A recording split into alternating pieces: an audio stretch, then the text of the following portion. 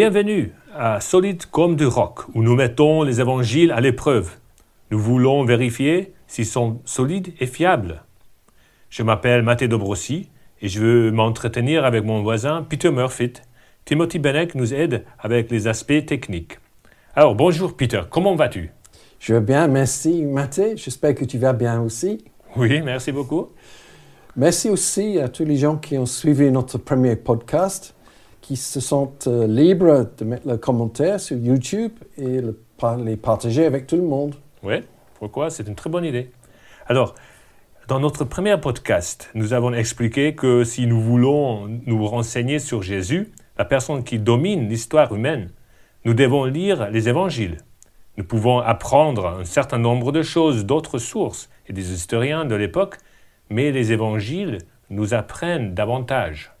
Oui, si quelqu'un veut étudier la personne de Jésus sérieusement, il doit s'intéresser aux évangiles. Donc, il est crucial de savoir s'ils sont fiables ou non. Peter, pourquoi ces sujets résonnent-ils en toi? Comment as-tu commencé cette recherche? C'est une bonne question. Bien que ma formation principale soit en sciences et en ingénierie, j'ai eu des jobs importants dans la recherche, dans l'industrie et dans la formation des adultes. Je suis également un type de théologien ou chercheur biblique clandestin. Cela a débuté lors de ma quatrième année à l'Université de Cambridge. Le seul endroit qui est resté disponible pour m'héberger a été un institut de recherche biblique. Là, j'ai vécu, étudié, mangé et bu du café sur le même toit que beaucoup d'auteurs que je cite plus loin. Ils ont été tous très accueillants et accessibles. Je leur ai posé beaucoup de questions, souvent avec pas mal d'agressivité. Oui.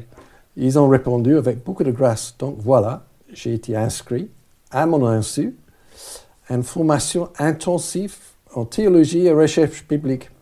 Je doute fort que beaucoup d'étudiants en doctorat ont une liste de tuteurs aussi prestigieux que moi. Quelle chance! Est-ce qu'il y a une raison pour que ces sujets aient un intérêt spécial maintenant? Oui, en effet. Il y a eu un renversement de la marée dans les études des évangiles et quelques-uns de mes amis de Cambridge ont été impliqués là-dedans. Ceci a débuté vraiment dans les années 90. Deuxièmement, il y a eu beaucoup d'avancées archéologiques depuis 50 ans, lesquelles nous renseignent également sur les évangiles. Alors, explique-nous, comment allons-nous avancer ensemble? Aujourd'hui, nous allons introduire le sujet. Ensuite, nous allons regarder les genres littéraires des évangiles, puis nous essayerons de découvrir les origines des évangiles, qui les a écrits et où et quand. Ceci comprendra quelques idées nouvelles que j'ai fait examiner par des spécialistes dans ce domaine. Donc, restez branchés à cet espace. Oui. Quand nous serons proches de Noël, nous considérons l'étoile de Bethléem. Il y aura encore davantage, mais on s'arrêtera d'ici peu pour aujourd'hui. Peux-tu nous dire un peu plus? Eh bien, un des thèmes serait de tester, d'une part, si les évangiles correspondent à la réalité, et d'autre part, s'ils sont cohérents entre eux. Est-ce qu'ils décrivent les mêmes événements dans les mêmes endroits? Est-ce qu'ils dépeignent essentiellement la même personne de Jésus?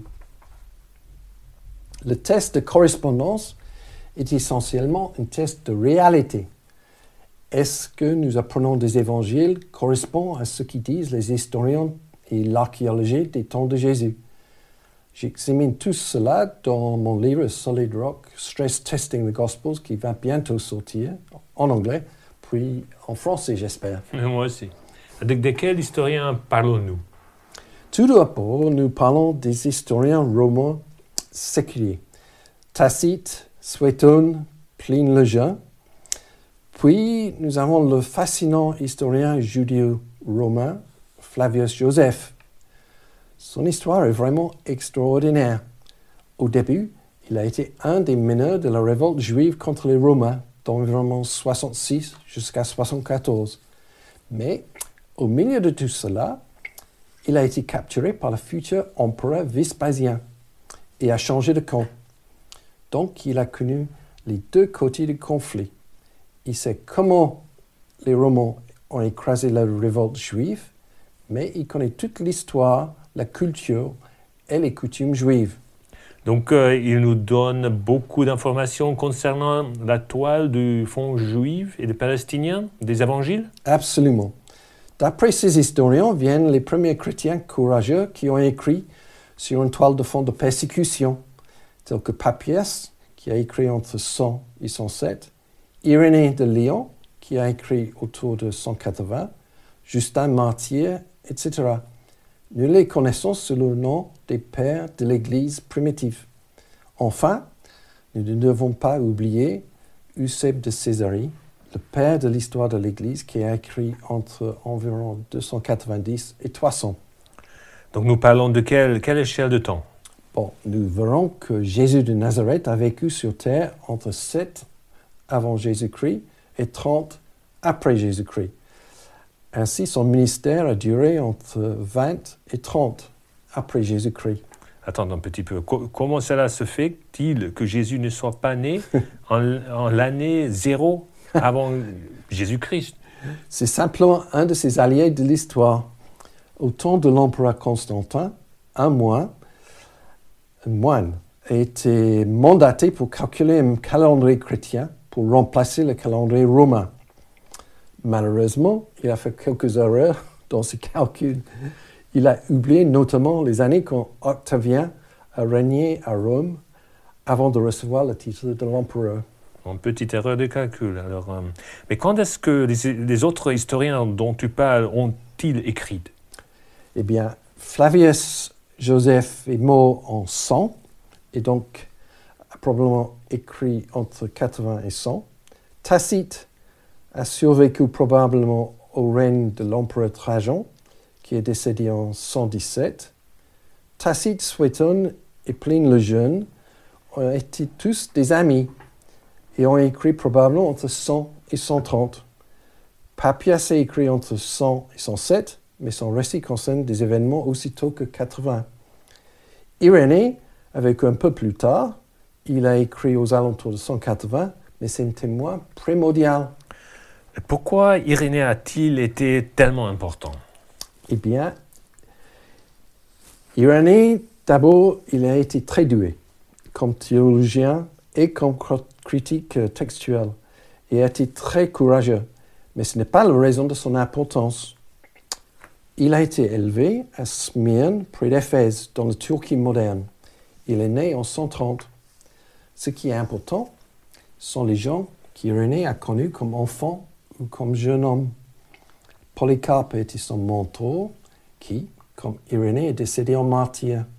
Et Polycarpe a connu l'apôtre Jean, qui évidemment a connu Jésus. Donc nous avons une chaîne de témoins. Sans maillon manquant, Jésus, Jean, Polycarpe et Irénée. Fascinant.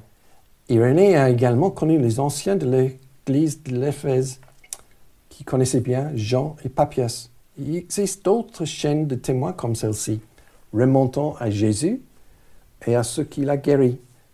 Un vient de Quadratus en 130. Donc l'idée qu'il y a eu un grand intervalle entre Jésus et les apôtres et l'Église primitive, ce n'est simplement pas valable. Nous possédons ces chaînes sans rupture, des témoins historiques. Ok, nous avons des preuves des historiens qui ont écrit entre 80 et 130 après Jésus, avec Irénée un peu plus tard. Mais est-ce qu'il y a un historien séculier qui a écrit plus tôt, plus près du temps de Jésus lui-même? Oui, il existe quelques preuves, mais pas grand-chose. Thallus, un historien séculier, mentionne la mort de Christ dans une œuvre datant de 52. Un Syrien, Marbasépion, a écrit à son fils quelque part après 73 et a mentionné aussi la mort du Christ. Est-ce que nous pouvons considérer comment les premiers chrétiens ont vécu? À quoi ressemblaient leurs églises? Pour commencer, considérons l'Église primitive, disons, entre l'ascension de Jésus et les martyrs de Pierre et Paul en 64-65. Une des meilleures indications vient de la fin de l'épître de Paul aux Romains, laquelle a été écrite en 57. Là, Paul a salué au moins 6, sinon 10, églises dans des maisons. Ce sont de petits groupes de croyants qui se rencontrent dans les maisons de Priscille et Aquilas, Andronicas et Junia, Narcisse, etc. Nous pensons à peut-être 10 groupes d'une dizaine de croyants, ou peut-être beaucoup plus. Même chose se passait à Corinthe, Thessalonique, etc. Les spécialistes qui ont étudié la question arrivent même à nommer les meneurs de ces églises de maison. C'est un peu comme le groupe de prière aujourd'hui. Oui, exactement, c'est ça.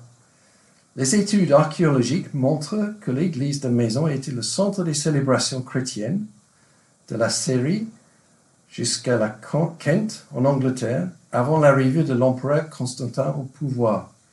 Lui, il a commencé à construire des basiliques. Un exemple intéressant d'une des premières églises de maison était celle de l'apôtre Pierre à Capernaum. Est-ce qu'il possédait des écritures ou quelque chose pour les aider dans les célébrations? Ils auraient pu avoir, s'ils étaient chanceux, accès au rouleau de l'Ancien Testament. Les psaumes sont mentionnés en Colossiens 3. Mais c'était un peuple créatif et ils inventaient probablement leur propre chant spirituel et cantique. Nous pensons trouver des traces de tels chants dans les lettres de Paul, notamment dans sa lettre aux Philippiens, chapitre 2, versets 5 à 11. Donc l'évangile n'est pas répandu comme une parole écrite au début. Non, il est clair, en lisant les Actes des Apôtres, qu'au début, l'évangile s'est répandu comme un feu de forêt autour de la mer Méditerranéenne jusqu'à Rome par la prédication des apôtres. Puis, Paul a commencé les documents du Nouveau Testament pour sa lettre aux Galates en 49. Ensuite, les apôtres et les anciens à Jérusalem se sont mis aussi en envoyant une lettre suite au Conseil de Jérusalem en hiver 49-50, comme nous le lisons en Actes chapitre 15. Les deux épîtres de Paul aux Thessaloniciens ont suivi rapidement. Puis, à partir de 55, nous avons 1 Corinthiens et peut-être la version araméenne de l'évangile de Matthieu. Donc, à la date des martyrs de Pierre et Paul, en 64-65, nous avons la plupart du Nouveau Testament, sauf l'Apocalypse, l'évangile de Jean et les épîtres de Jean. Si l'évangile n'a pas été écrit tout de suite, est-ce que cela ne veut pas dire que le message aurait pu changer pendant son passage autour de la mer Méditerranée? Non, ici, il y a 2 points très importants. Et le premier est extrêmement important. Nous devons nous débarrasser de l'idée que l'Empire romain a été une société primitive. Au contraire, les communications au sein de l'Empire romain ont été très bonnes. Nous connaissons tous les réseaux des routes romaines longues et droites qui ont traversé l'Empire. Les empereurs et l'administration centrale à Rome avaient leur propre service de courrier pour communiquer avec les gouverneurs et les proconsuls dans les provinces et avec l'armée. Il y a eu une flotte spéciale de navires organisée par l'État pour transporter le blé de l'Égypte pour nourrir Rome. Donc les communications ont été excellentes. Et deuxième point, comme Peter Williams le dit, l'Évangile a parcouru si vite le pourtour méditerranéen que le message n'a simplement pas eu le temps de changer. Donc aujourd'hui, nous avons établi les bases, n'est-ce pas? Oui, c'est ça.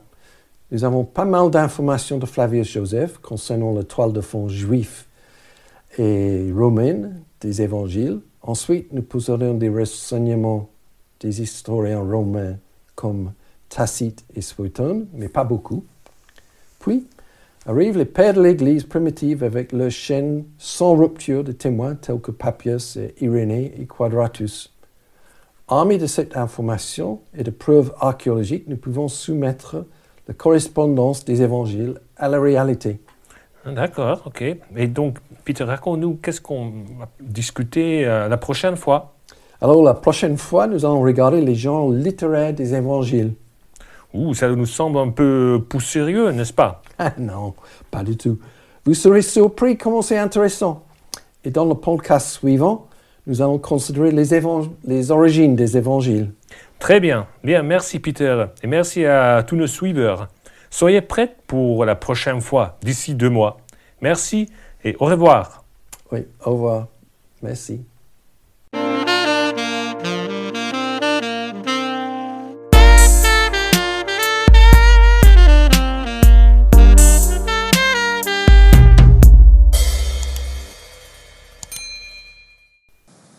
Merci pour votre écoute et pour votre fidélité.